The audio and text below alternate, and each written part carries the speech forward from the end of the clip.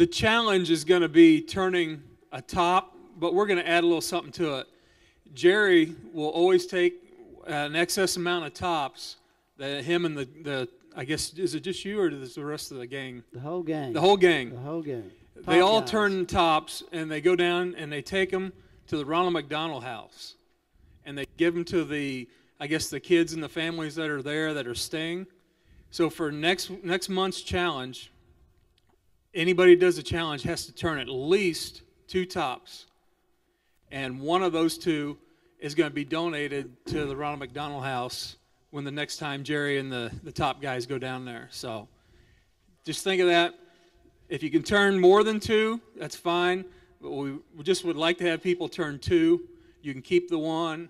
We're going to donate the other. Yeah. So, Jerry? Thank you, Larry. It is we've been doing this for, I don't know, probably 15 years or so now, to varying degrees.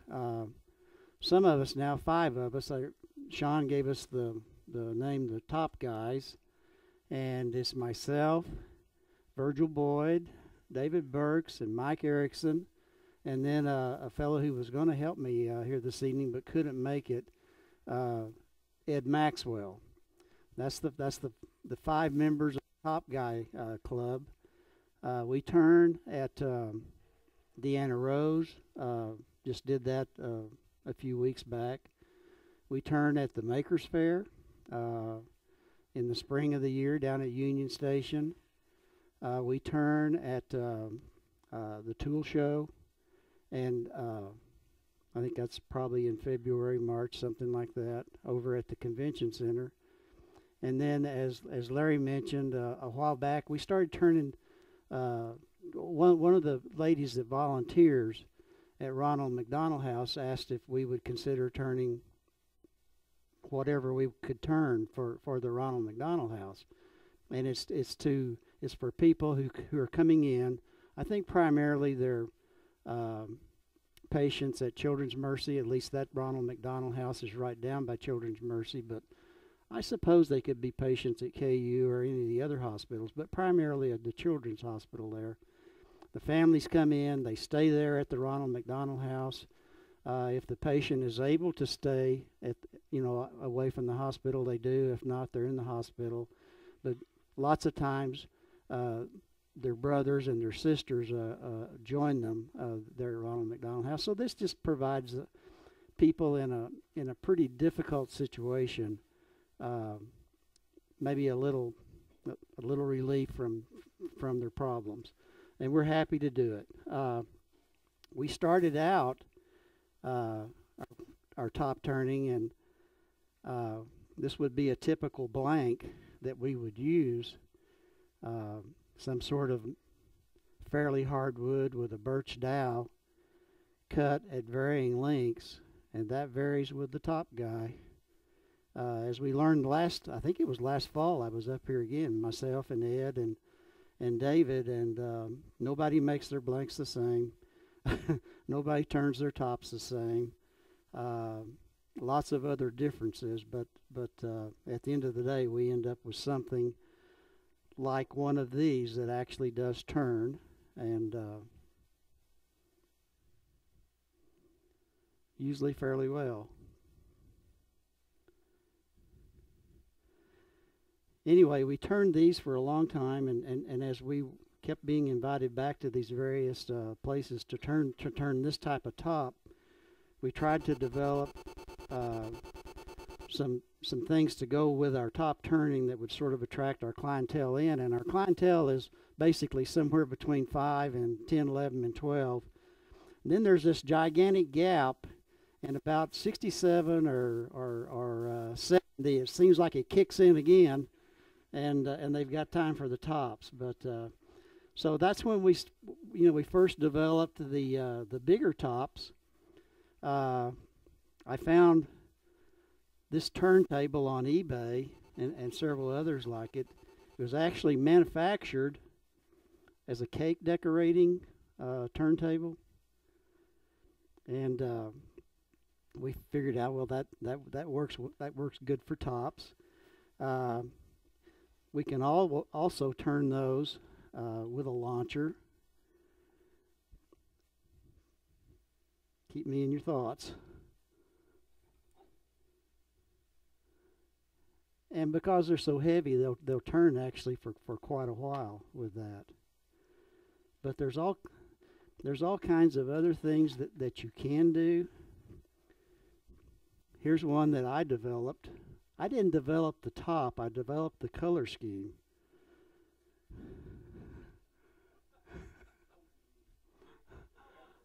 I'm not sure you can see this, but I want to be sure that you can see this on the table.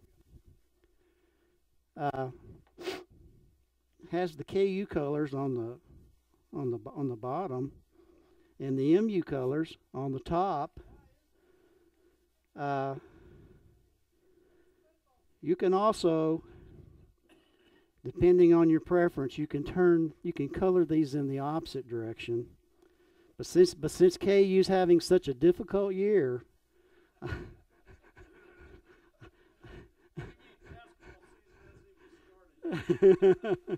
I decided to do this for them. And really, if we had adequate room, what would happen is, it's called a tippy top, and it starts out spinning in this orientation, but for some reason known that I call magic, other people give it a more detailed explanation. At some point in time in its rotation, it actually tips up and starts spinning on its peg. You want to find out how it works? 27 pages of information you can download.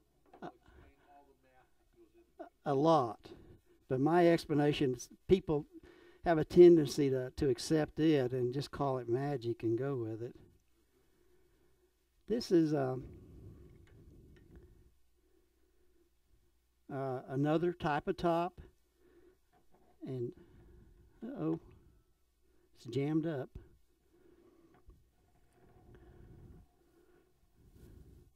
You can turn those with any kind of design that you like. You could do any kind of snowman or something like this. This happens to be a witch, because we're moving in here close to Halloween. But tonight, after we developed these, it occurred to me, well, maybe my grandkids would like to have a large top. And believe me, my grandkids have been around me long enough now that they can turn tops and turn them pretty doggone good. So I made my granddaughter first a big one about like that, and she turns it better than I can, and then the grandson, and so that's kind of how this came about. Tonight we're going to turn one out of walnut. It's going to be like this. There's a lot of pink around the NFL now, so I decided to put some pink on there. And yeah, I guess it's Breast Cancer Awareness Month. Is that right? And the NFL is connected in a big way to that. So their yellow flags are now pink, and lots of other pink on the players. Anyway, when I first started turning these things, I just took a 1-inch dowel and cut to the appropriate length, depending on the size of it. Drilled the appropriate size hole and epoxied that thing in there. But what I found was, when I would turn the larger ones with the 1-inch dowel, and would be cutting on the disc part of it, especially on the edge of it, and turn it back off, there was a little spring back with that, which made me wonder, I think probably you would probably only be one catch away from something pretty ugly happening, possibly. So anyway, for our demo this evening, I stepped that up to 1.25 inches, and we'll see how that goes. We've got it mounted between centers. This is, I suppose, sort of like a spindle turning. This is a Vic Mark chuck with a long nose jaws that grip pretty good, and then we have the one-way style center with the pin that goes up in there. So I think we're pretty securely hook to the lathe. As someone mentioned earlier, we're going to turn this on standing over to the side, hopefully at a fairly low speed. And we're probably going to turn it. Usually somebody wants to know, so we're about 940 RPMs there. First thing we're going to do is smooth this to round.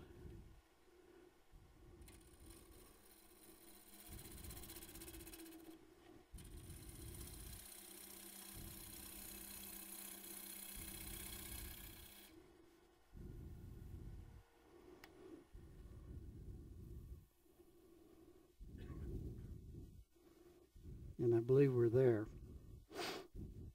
I don't know if you folks are like me. There's one cut that you struggle with. Maybe it won't be the one that I struggle with, but for me, the cut that I never know how it's going to go is the straight across planing cut. Down here, that it's an issue for me. It's starting out. Typically, many times. I suppose what you have to do is orient your bevel to your spindle and make a true 90-degree angle there, and it won't do that. But for me, that's a difficult cut. So bear with me here, and if this doesn't work, we've got some other. I'm sorry. I'm not hearing you. That's right. Believe me, I got plenty of those.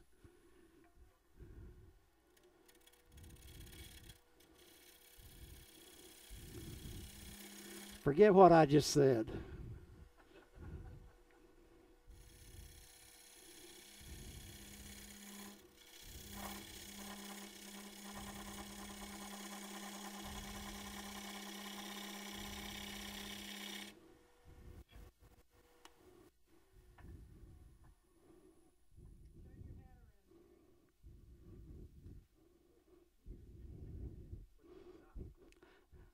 I could take it off altogether, but the glare would be an issue.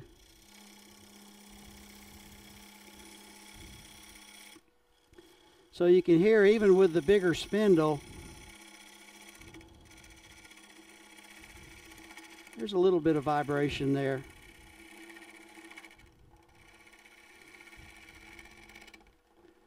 I just tell you that so in case you decide to try something like this, you won't just start hogging off wood.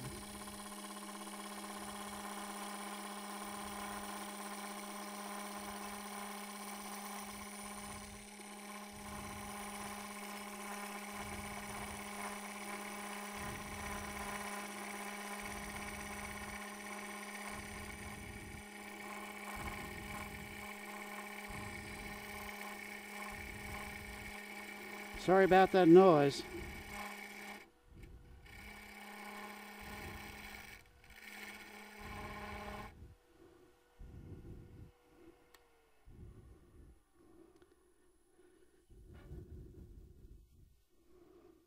I like to smooth that up as much as possible, and we're not going to do any sanding tonight.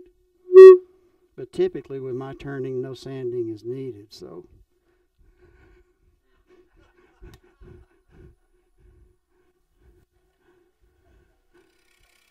I didn't hear that. I'm not hearing well because I've been blowing that horn in my backyard.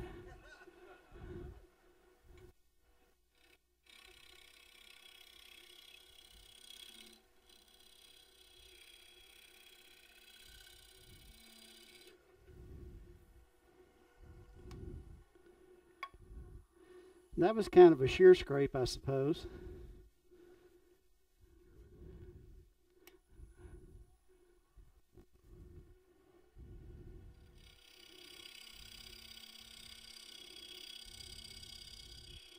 Truthfully, since Ed's not here, I'm killing a lot of time.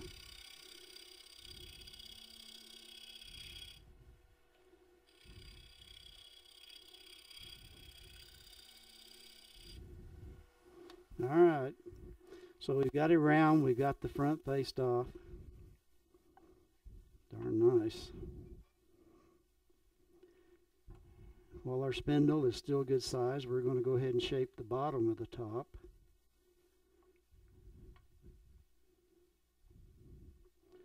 We want to be cutting at center, maybe just a little above.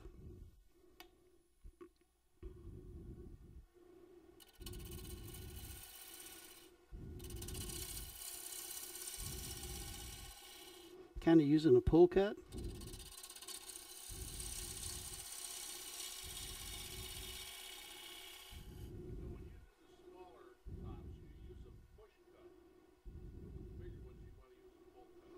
Well,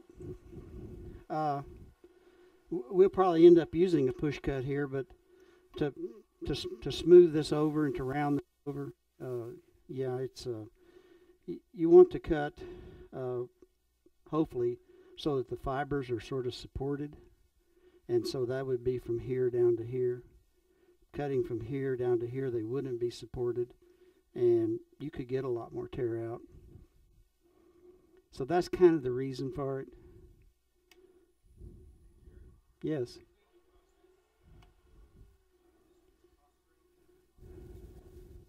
Yeah. Yeah, that's right. And that's a good point. This one is a flat stone plank with both in grain and cross grain. With the small top, because we can acquire dry wood, it's like a 2-inch by 2-inch by 12 or 18 inches long hunk of wood, and it is cut in grain. The other thing about that makes that a good idea, not that you can't spin it if it's side grain, but your top in theory will be much better balanced on its own if you're turning the end grain as opposed to the side grain. And the reason for that is, and you can see it a little bit on this top, we've got a little bit of the we got a lot of the heartwood and we got a little bit of the sapwood out here, and those won't weigh the same, but it's tough to find good sized end grain. So this works, and I think one of the reasons it does work is because we use that launcher.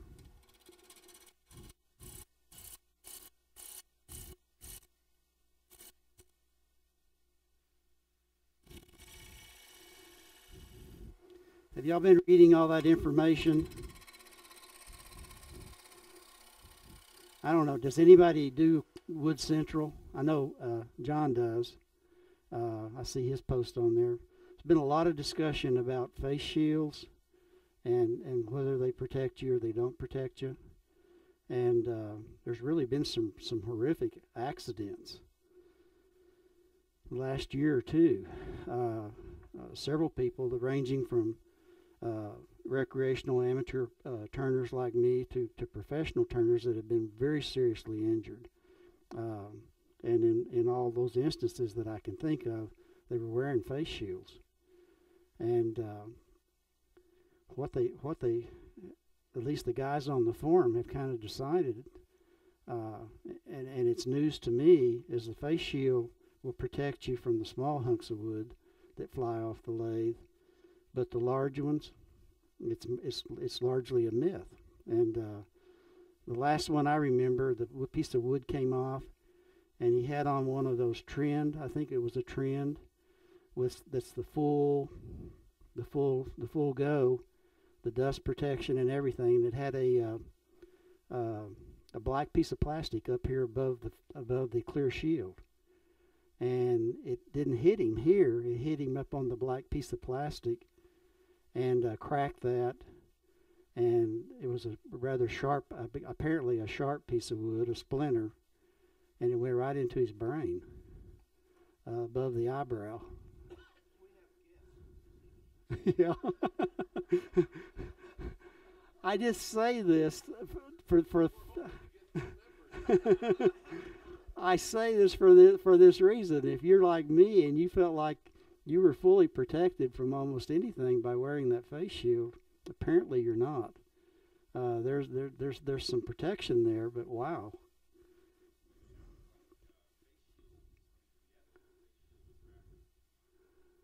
Yes, they do.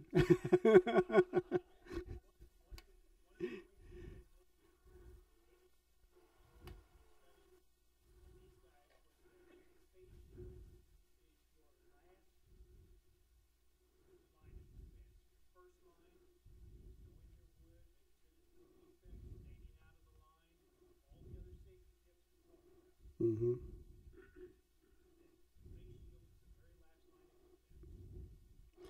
A lot of guys were like me. They felt like if they were wearing that, they were protected.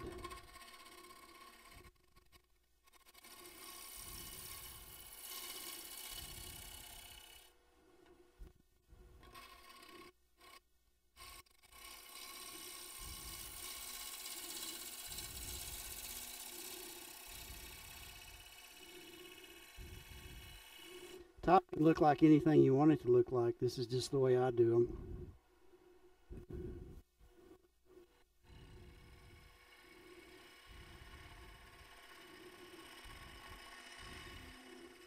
Just trying to get a good cut there between the spindle and the top itself. Get rid of the glue.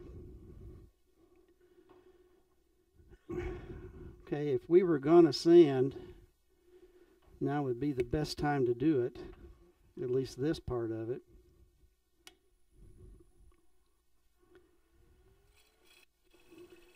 As I say, there's just really no need for that.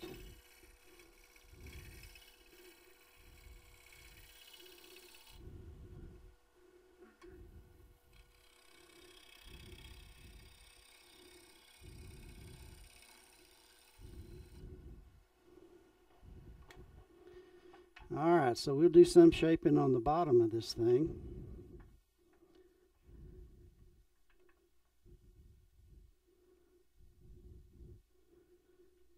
It helps to have a tool wrist that'll get you kind of up there to it.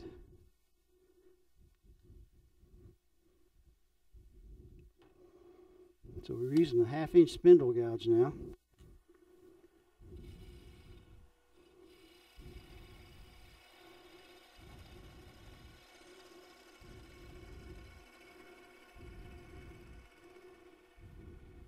We're round.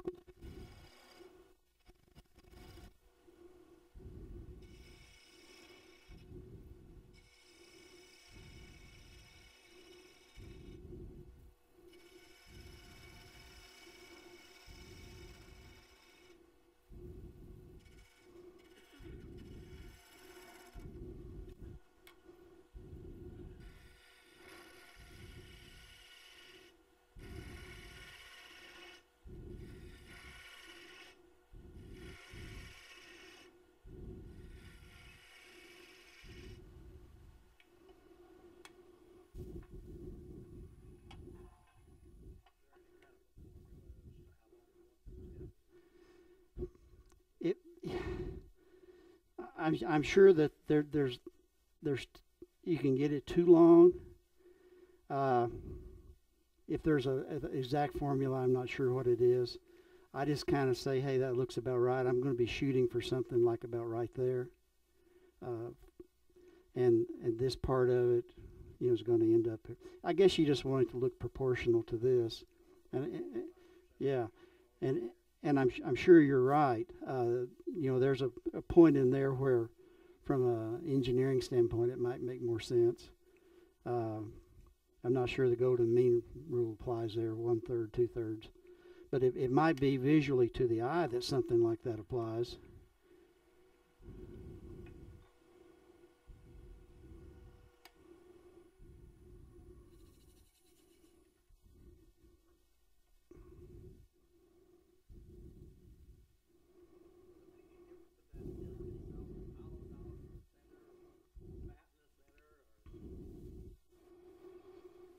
It doesn't with the small ones for sure. Dick, I'm not sure. I think you know, you want enough weight down here that the mass of your spinning top is oriented towards the bottom. You don't want it to be equal.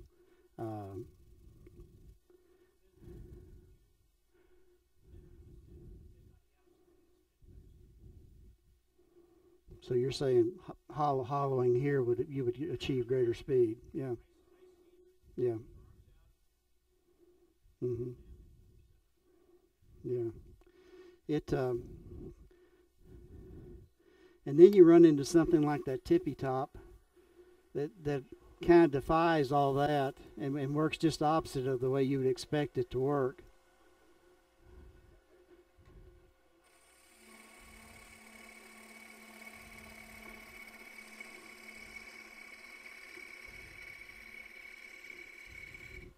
I just turned these things. I didn't design.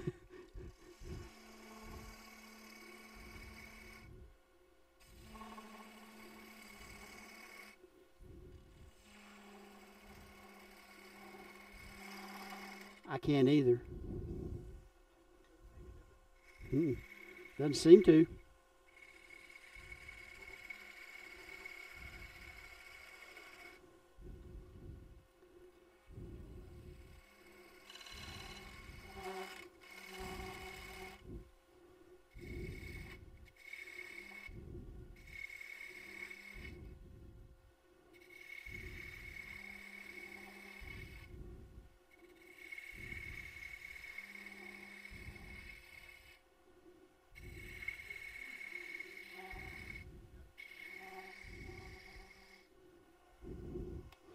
I've been blowing that horn.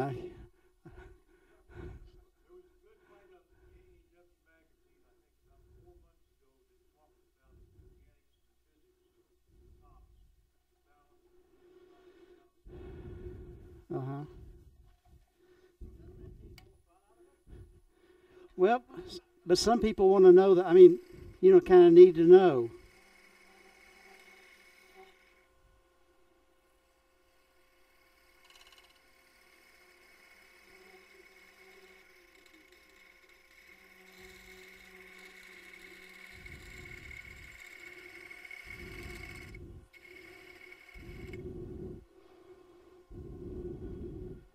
So I don't know, at least aesthetically, it's maple. Maybe it is sort of the golden mean. Do you know Anthony? He's not paying any attention. No, he's awake. Yeah, now. Yeah.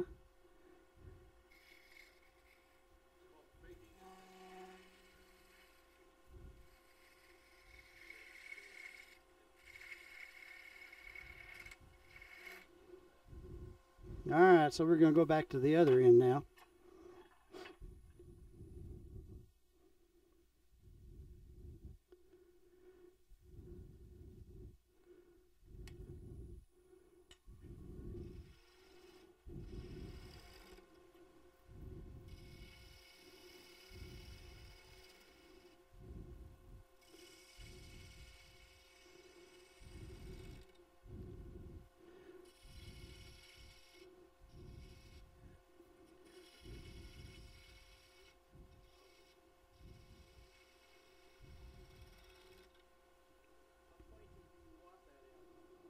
Not too pointy. No, if you get it too pointy, you'll actually it'll fall off a table and hit on that end, and it won't be too good.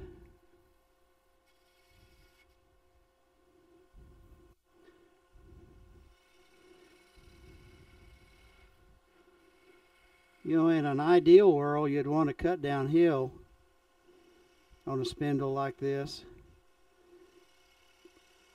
But in the world of the large top, the disc kind of prohibits you from doing that. We are.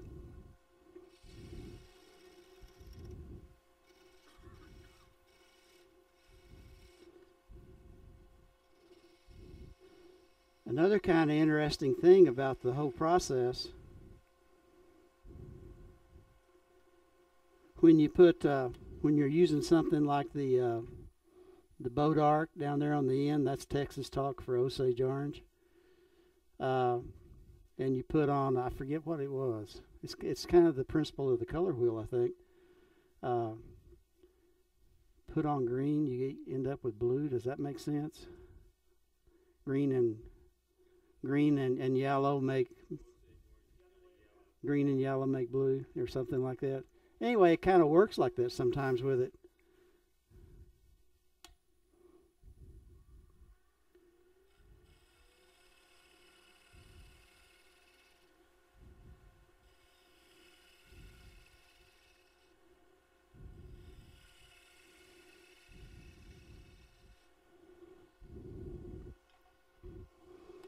All right, so there we are, and we're all sanded. We're actually going to do a little bit of sanding.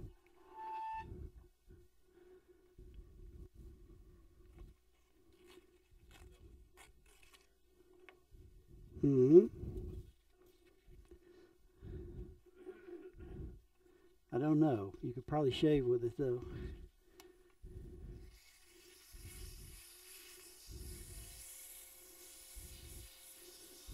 You know, I'm not an expert on anything, honestly. But I think you guys know that you just start at the lowest grit that you feel like you need to get it smoothed out to begin with, and then work your way up through the grits to the degree of smoothness that is satisfactory to you. Normally I would start, sometimes I start at really coarse, but normally around 120 or 180, and I'll stop around 220, maybe 320 if I'm really trying to do good. We're going to smooth this just a little bit because we're going to try to color that. All right, so there we go. Now we're going to use a 3-point tool. Not sure who invented this tool, but it actually does work. Orientation, it has three bevels. Proper orientation for cutting is one of those bevels pointing straight up.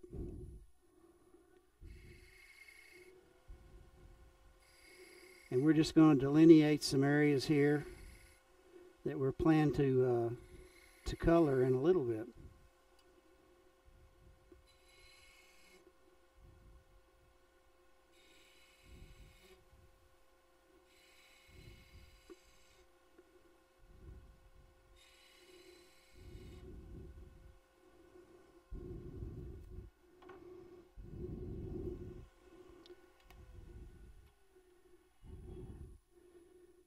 And we'll burn those lines with a wire.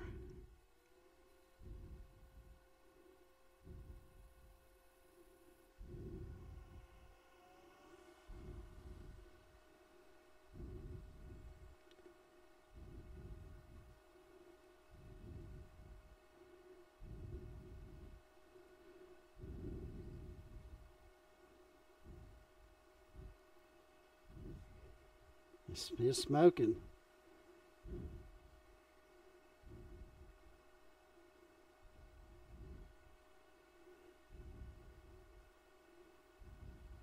Try not to set off our sprinkler system.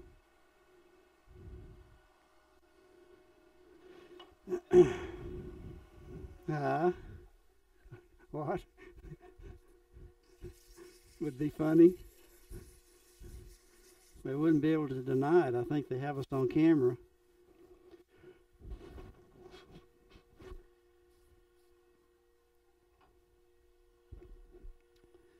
We'll do one other thing while we're doing that.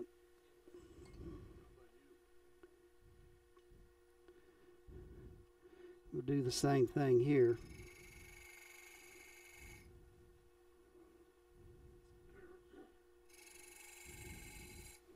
If you got any bad scratch marks, you know, and if they're in a fairly small area, you can get rid of them right here.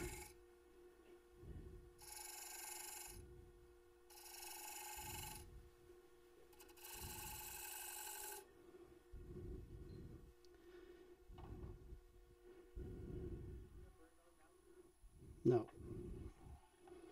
but they're going to look burned before I finish. So, pink.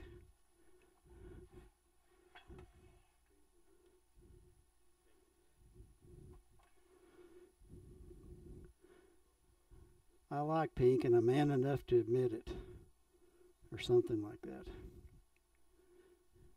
These are, there's a lot of markers out there. These are called Turnbow. You can get them at Craft Supply, or you can get them on the internet at a fraction of the cost of Craft Supply. They're about a little over $2 a pin on the internet. More expensive than that at some of the other supply houses. But they last. I mean, this is another area where the top guys don't always agree. Some of them don't like the color because they like the color of the wood. That's cool. Some like the color and they like the Sharpies.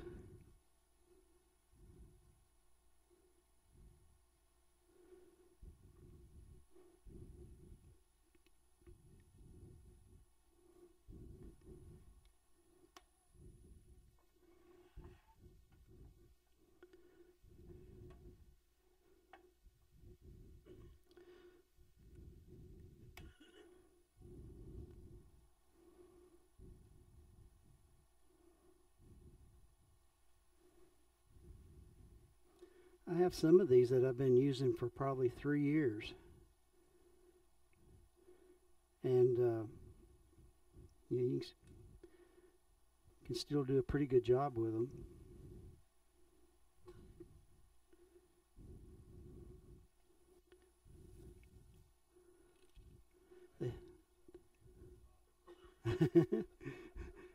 They have a real flexible tip, whereas opposed to the Sharpies.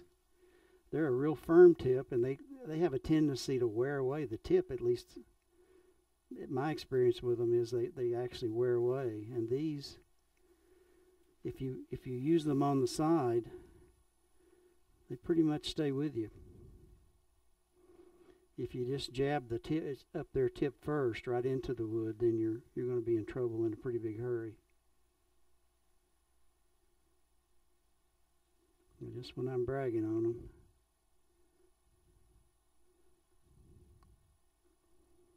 I think slow the lathe down pretty good for that one too.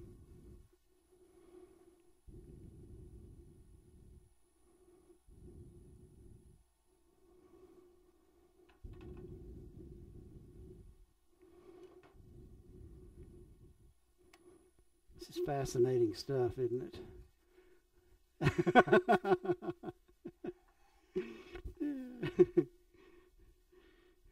We're getting there. All right. We're all sanded, we're all colored, we're ready to cut this thing off. And we're not actually going to cut it off on the lathe, but we're going to get her down a little bit closer than this.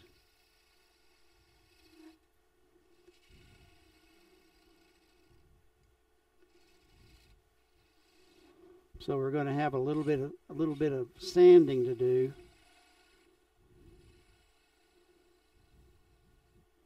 When we actually cut it off.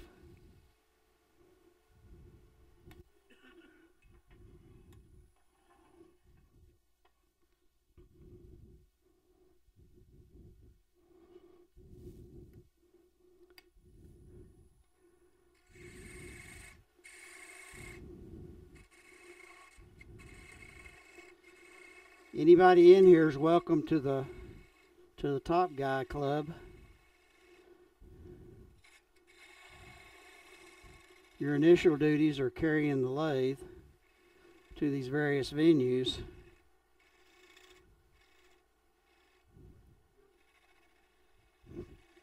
I'm sorry. There are no dues. just a strong back. The reason I don't try to cut this off on the lathe is it's difficult to keep this from wobbling around out here. It's so heavy on this far end. So what I do when I get it to this point, This particular little saw cuts on the back. We'll loosen that up just a hair. But with these soft or medium hard dowels, it's no problem at all to sand that off of there.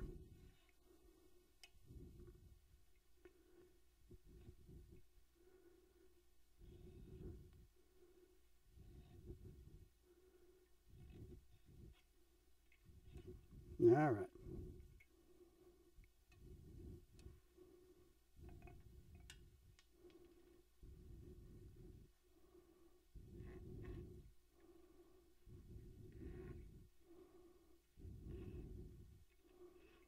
Uh-oh.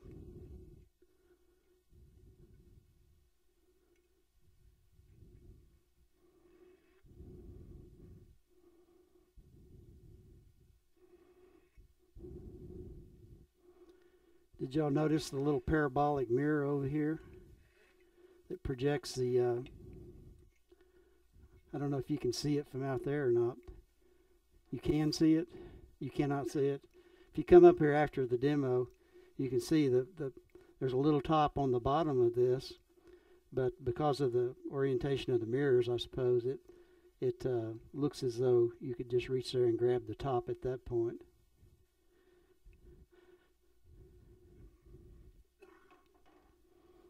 All right, at this point, we would just drill a hole in here for the launching string and smooth up the ends, and that's pretty much it.